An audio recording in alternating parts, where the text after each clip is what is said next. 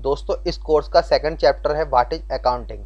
Accounting का मतलब है लेखांकन, और यहाँ पर लेखांकन दो शब्दों से मिलकर बना है, लेखा और अंकन।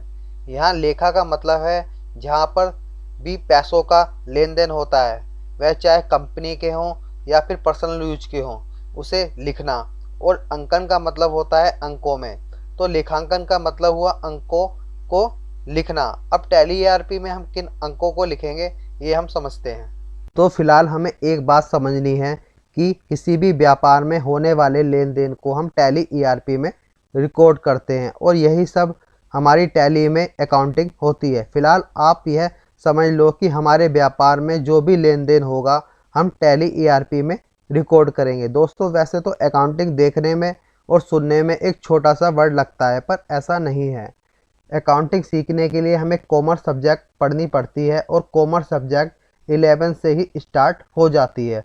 2 साल स्कूल में कॉमर्स पढ़ते हैं 11th और 12th क्लास में। इसके बाद 3 साल बीकॉम ग्रेजुएशन और 3 साल आप पोस्ट ग्रेजुएशन करते हैं, और इसके बाद बहुत सारे कोर्स होते हैं जैसे कि सीए, सीएस, सीएमए और भी डिग्री आप ले सकते हैं। पढ़ाई चाहे अकाउंटिंग की हो या फिर किसी भी सब्जेक्ट की हो, इसका कोई एंड नहीं है।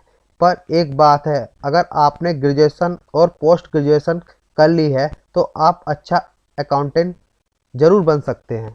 अब आप सोच रहे होंगे कि मैं तो टैली जीएसटी का कोर्स कर रहा हूँ, इसमें अकाउंटिंग कहाँ से आ गई। आप सही सोच रहे हैं, आपको टैली ही सिखाने वाला हूँ। पर आप ये समझ लीजिए कि अकाउंटिंग के बिना टैली किसी काम की नहीं होती, क्योंकि आप टैली में ही अकाउंटिंग को मेंटेन करेंगे। अब हम जान लेते हैं कि व्यापार में किस तरह के लेन देन होंगे जो हम टैली में रिकॉर्ड करेंगे। नंबर 1, परचेज, कितना माल खरीदा। नंबर 2, सेल्स, कितना माल बेचा। पेमेंट, किसको कितना पेमेंट किया। रिसिप्ट, किससे कितना पेमेंट आया।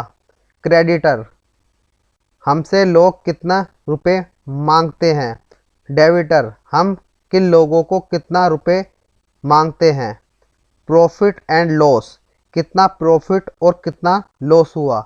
स्टॉक, हमारे पास कितना माल का स्टॉक है। एक्सपेंसेस, हमारे कितने खर्चे हुए। इनकम, कितनी हमारी इनकम हुई।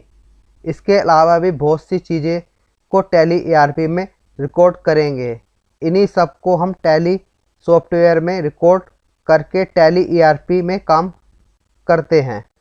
टैली ईआरपी में इन्हीं सब को रिकॉर्ड करना बहुत आसान है, और इन्हीं सब को हम टैली ईआरपी में कैसे रिकॉर्ड करेंगे यह सब ही हम आगे सीखेंगे, और बाकी की जो रिपोर्ट है वो अपने आप ही तैयार हो जाएंगी। अब कुछ लोग सोच रहे होंगे हमारा तो कॉमर्स बैकग्राउंड नहीं है, क्या हम टैली ईआरपी सीख सकते हैं। तो इसके आंसर के लिए आप next video qualification required for tally ERP software को देखें। Thank you.